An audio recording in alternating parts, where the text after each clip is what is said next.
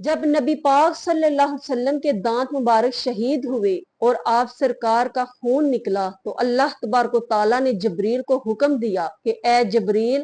بسم اللہ الرحمن الرحیم، صلی اللہ علی حبیبہ محمد و علی آلہ و اصحابہ و بارک وسلم۔ السلام علیکم محترم ناظرین، آج ہم لیسن نمبر 11 پہ بات کریں گے۔ جیسے کہ آپ جانتے ہیں پہلی ربیع الاول سے لے کر اب تک ہمارے لیسن آ رہے ہیں۔ کل 12 ربیع الاول شریف کو انشاءاللہ تعالی ہمارا لاسٹ لیسن ہوگا۔ اللہ تبارک و تعالی ہمارا سننا اور سنانا قبول اور منظور فرمائے۔ اگر آپ چینل پر نئے ہیں تو سب سے پہلے چینل کو سبسکرائب کر لیجئے اور ویڈیو کو اینڈ تک ضرور دیکھیے گا، لائک اور شیئر بھی کیجئے گا تاکہ ہر نئی آنے والی ویڈیو آپ تک بروقت پہنچ سکے۔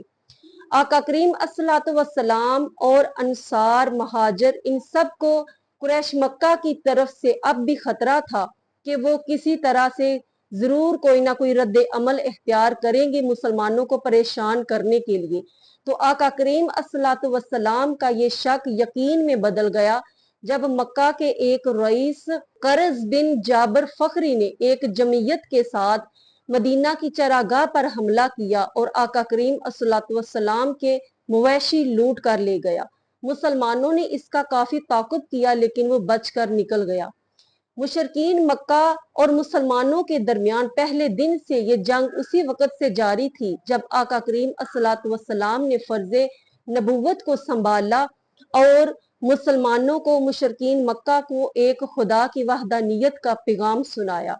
لیکن مشرکین مکہ مسلمانوں کی مدینہ کی طرف ہجرت کرنے کے بعد بھی مسلمانوں کے ساتھ برسرے پیکار رہتے تھے اور کسی نہ کسی طرح سے ان کی پلاننگ ہوتی تھی کہ مسلمانوں کو تکلیف پہنچائی جائے اور ان کو صفائے ہستی سے مٹا دیا جائے۔ تو اللہ تبارک و تعالیٰ نے بھی مسلمانوں کو جنگ کا حکم نازل فرما دیا اور فرمایا قاتلو فی سبیل اللہ الذین یقاتلونکم ولا تعتدوا، کہ تم بھی اللہ کی راہ میں لڑو ان سے جو تم سے لڑتے ہیں۔ تو آقا کریم الصلوۃ والسلام نے اللہ تبارک و تعالیٰ سے یہ حکم پا کر جنگ کی تیاری شروع کر دی۔ ادھر مشرکین مکہ بھی جوش و خروش کے ساتھ تیاریوں میں مصروف تھے۔ آقا کریم الصلوۃ والسلام انصار سے جواب طلب کرنا چاہتے تھے کیونکہ ان سے وعدہ لے چکے تھے کہ جب بھی مدینہ پر حملہ ہوگا تو انصار اپنے مہاجر بھائیوں کا ساتھ دیں گے۔ تو قبیلہ حضرج کے جو سردار تھے جب انہوں نے دیکھا کہ حضور ہم سے جواب کے طلبگار ہیں تو انہوں نے عرض کی کہ حضور اگر آپ حکم فرمائیں تو ہم سمندر میں بھی کود پڑیں گے۔ اسی طرح ایک اور صحابی مقداد رضی اللہ تعالی عنہ نے فرمایا کہ حضور ہم موسیٰ کی طرح یہ نہیں کہیں گے کہ جاؤ تم اور تمہارا رب لڑو، ہم تو یہاں بیٹھے ہیں، ہم آپ کے لیے دائیں بائیں آگے پیچھے سے آپ پر جانے قربان کر دیں گے۔ آقا کریم الصلوۃ والسلام نے جب انصار کی طرف سے یہ جواب پایا تو آپ کا چہرہ مبارک فرت مسرت کے ساتھ تمتما اٹھا۔ ادھر مشرکین مکہ بھرپور تیاری کے ساتھ مدینہ کی طرف بڑھ رہے تھے اور ان کی تعداد 1000 تھی جبکہ 100 سوار ان کے پاس تھا اور بہت سے اونٹ بھی ان کے ساتھ تھے اور جنگی سامان سے بھرپور وہ مسلح تھے۔ لیکن ادھر مسلمانوں کی تعداد 313 اور 2 اونٹ اور چند گھوڑے تھے۔ اللہ تبارک و تعالیٰ کی جو مدد ہے وہ مسلمانوں کے شامل حال تھی۔ آقا کریم الصلوۃ والسلام نے صحابہ کو جنگ کے میدان میں صبح نماز کے لیے اٹھایا اور خود بارگاہ رب العزت میں دعا کے لیے ہاتھ اٹھا دیے اور فرمایا، عرض کی اے رب ذوالجلال مجھے وہ نصرت اور فتح عطا فرما جس کا تو نے مجھ سے وعدہ فرمایا ہے۔ اگر آج یہ مٹھی بھر مسلمان مٹ گئے تو قیامت تک تیرا نام لینے والا کوئی نہ ہوگا۔ تو اللہ تبارک و تعالیٰ نے مسلمانوں کو 313 ہونے کے باوجود فرشتوں کی قطار اندر قطار میدان جنگ میں بھیج کر مسلمانوں کو کفار پر فتح عطا فرمائی، اور جتنی بھی تاریخی جنگیں پہلے ہو چکی تھی ان سب میں یہ ایک بہت حیرت انگیز جنگ تھی جس میں اتنی قلیل تعداد نے 1000 کفار پر فتح حاصل کی۔ اس میں 70 کفار جو ہے وہ مارے گئے اور 80 جو ہیں وہ قیدی بنا لیے گئے، جبکہ مسلمانوں کے 14 جو آدمی ہیں ان کا جانی نقصان ہوا۔ تو اللہ تبارک و تعالیٰ نے مسلمانوں کو فتح سے نوازا، لیکن مشرکین مکہ کو یہ شکست ہضم نہیں ہو رہی تھی، اور وہ چند دن اپنے ان جو جنگ بدر میں ان کا جانی نقصان ہوا تھا ان کا سوگ منانے کے بعد اسی وقت اور جنگ کے لیے وہ تیاریاں شروع کرنے لگے، یہاں تک کہ ان کے معزز گھرانوں کی جو خواتین تھیں وہ بھی فوج میں بھرتی ہونا شروع ہو گئی، اور جوش و خروش کے ساتھ وہ جنگ کی تیاریاں کرنے لگے۔ تو حضرت عباس رضی اللہ تعالیٰ عنہ جو نبی پاک صلی اللہ علیہ وسلم کے چچا تھے، چونکہ جنگ بدر میں وہ قیدی بن کر آئے تھے اور فدیہ دے کر پھر وہ رہا ہو گئے، تو اس کے بعد مسلمان ہو گئے، لیکن مکہ میں سکونت اختیار کی ہوئی تھی۔ انہوں نے نبی پاک صلی اللہ علیہ وسلم کو اطلاع بھیجی کہ کفار جوش و خروش کے ساتھ تیاری میں مصروف ہیں، اور ان کی تعداد اس دفعہ 313 تھی، دوسرا 3000 تھی۔ تو ادھر نبی پاک صلی اللہ علیہ وسلم نے بھی مسلمانوں کو اکٹھا کیا اور ان کو یہ جنگ کی دعوت دی کہ دوبارہ سے کفار جو ہے وہ حملہ کرنے کی تیاری کر رہے ہیں۔ تو تمام چھوٹے بڑے نبی پاک صلی اللہ علیہ وسلم کے آگے سر جھکا کر کھڑے تھے، حتیٰ کہ چھوٹے ننھے بچے جو ہیں وہ بھی جنگ میں حصہ لینے کے لیے پرجوش تھے۔ ایک ننھا مجاہد رافع بن خدیج وہ ایڑیاں اٹھا کر کھڑا ہو گیا اور اس نے عرض کی، حضور دیکھیں میرا قد بہت اونچا ہے، مجھے جنگ میں شامل ہونے کی اجازت دی جائے۔ تو آپ سرکار نے ان کو اجازت دی۔ ان کو دیکھ کر ان کا ہم عمر سمرہ رضی اللہ تعالیٰ عنہ وہ بھی آگے بڑھا اور اس نے کہا، حضور میں تو خدیجہ کو بچھاڑ دیتا ہوں کشتی کے وقت، مجھے بھی جنگ میں شامل ہونے کی اجازت دیجیے۔ آپ سرکار نے ان دونوں کے درمیان کشتی کروائی تو اس نے فتح پائی، تو آپ سرکار نے ان دونوں کو جنگ میں شامل کر لیا۔ اس جنگ میں مسلمانوں نے قریش مکہ کا ڈٹ کر مقابلہ کیا، لیکن جب مسلمانوں نے یہ محسوس کیا کہ مشرکین مکہ جو ہیں وہ شکست کھا رہے ہیں، تو ان کو یہ خیال ہوا کہ وہ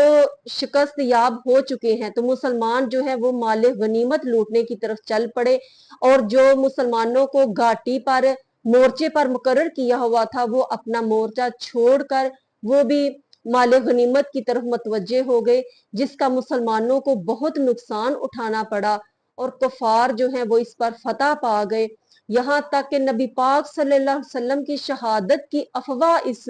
جنگ احد میں پھیل گئی، جس کی وجہ سے مسلمانوں میں انتشار کا عالم تھا،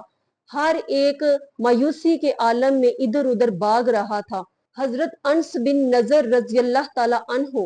جب انہوں نے حضرت عمر فاروق رضی اللہ تعالیٰ عنہ کو دیکھا کہ وہ رنجیدہ اور افسردہ تلوار رکھ کر بیٹھے ہیں، تو پوچھا، اے عمر یہ وقت بیٹھنے کا نہیں؟ تو حضرت عمر نے فرمایا کہ جب رسول اللہ ہی شہید ہو گئے تو اب ہم کیا کریں گے؟ تو حضرت انس بن نضر رضی اللہ تعالیٰ عنہ نے فرمایا کہ جب وہ ہی نہیں رہے تو ہم زندہ رہ کر کیا کریں گے؟ یہ کہہ کر وہ جوش کے عالم میں دشمنوں کی صف میں گھس گئے اور تلوار پر تلوار چلاتے ہوئے زخم پر زخم کھاتے ہوئے شہید ہو گئے۔ جب بعد میں ان کی میت کو دیکھا گیا تو اس پر 80 سے زیادہ زخم تھے۔ اتنے میں کعب بن مالک نے رسول اللہ صلی اللہ علیہ وسلم کو دیکھا تو زور سے پرجوش ہو کر چلائے، مسلمانوں رسول اللہ یہاں ہیں۔ تو جب یہ آواز کفار مکہ کو پہنچی تو وہ سب نبی پاک صلی اللہ علیہ وسلم پر حملہ کرنے کے لیے ٹوٹ پڑے، لیکن مسلمانوں نے نبی پاک صلی اللہ علیہ وسلم کے گرد دائرہ بنا کر آپ کی جان کی حفاظت فرمائی اور جانیں قربان کی نبی پاک صلی اللہ علیہ وسلم کو بچانے کے لیے، یہاں تک کہ قریش کا ایک بہادر نوجوان عبداللہ ابن کمیہ وہ تیزی کے ساتھ نبی پاک صلی اللہ علیہ وسلم تک پہنچا اور اس نے ہاتھ مار کر نبی پاک صلی اللہ علیہ وسلم کا جو ہود تھا اس کو ٹھوکر لگائی، جس سے اس کی 2 کڑیاں کھل گئیں اور آپ سرکار کا چہرہ انور زخمی ہو گیا، اور آپ سرکار کے اگلے 2 دانت بھی جو ہیں وہ شہید ہو گئے۔ جب نبی پاک صلی اللہ علیہ وسلم کے دانت مبارک شہید ہوئے اور آپ سرکار کا خون نکلا تو اللہ تبارک و تعالیٰ نے جبریل کو حکم دیا کہ اے جبریل جاؤ اور میرے حبیب کا خون کا قطرہ زمین پر نہ گرنے پائے۔ اگر میرے حبیب کے خون کا ایک قطرہ بھی زمین پر گر گیا تو قیامت تک زمین پر نہ کوئی درخت اگ سکے گا، نہ کوئی سبزہ اگ سکے گا۔ میں قربان جاؤں اللہ تبارک و تعالیٰ کی ذات پر جو اپنے حبیب کی کتنی شان اور کتنی برکتیں جو ہیں وہ ہمیں بتاتے ہیں۔ نبی پاک صلی اللہ علیہ وسلم نے حضرت ابو بکر صدیق سے پوچھا کہ اے ابو بکر صدیق، تم نے زندگی کا ہر لمحہ میرے ساتھ گزارا، لیکن میری شان کو، میری عظمت کو رب کے سوا کوئی نہیں جان سکتا۔ بے شک ماشاءاللہ، سبحان اللہ، حق فرمایا اور سچ فرمایا نبی پاک صلی اللہ علیہ وسلم نے۔ آپ سرکار نے جبریل سے پوچھا، اے جبریل، تم کتنی دفعہ اتنی تیز رفتاری کے ساتھ آئے ہو؟ تو حضرت جبریل امین نے عرض کی، حضور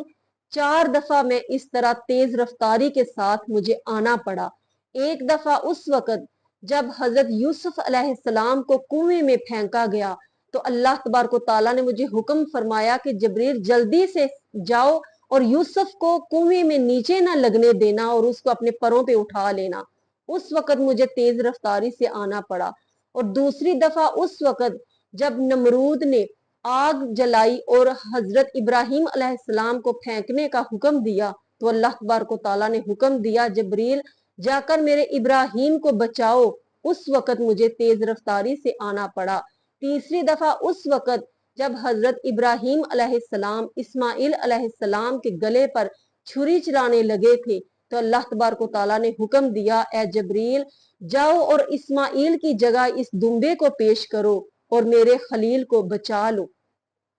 اور چوتھی دفعہ اب مجھے اللہ تبارک و تعالیٰ نے حکم دیا کہ اے جبریل جاؤ اور میرے حبیب کا وہ قطرہ اپنے ہاتھ پر اٹھا لینا، زمین پر گر گیا تو قیامت تک سبزہ نہ اگ سکے گا۔ قربان جائیے حضور کی شان و شوکت کے، اور قربان جائیے جبریل کے آنے اور جانے پہ، اور آقا کریم صلی اللہ علیہ وسلم کے در پر حاضری دینے کے۔ اللہ تبارک و تعالیٰ ہم سب کو عشق مصطفیٰ عطا فرمائے اور عمل کرنے کی توفیق عطا فرمائے۔ چینل کو سبسکرائب ضرور کرتے جائیے گا، دعاؤں میں یاد رکھیے گا۔ السلام علیکم ورحمۃ اللہ وبرکاتہ۔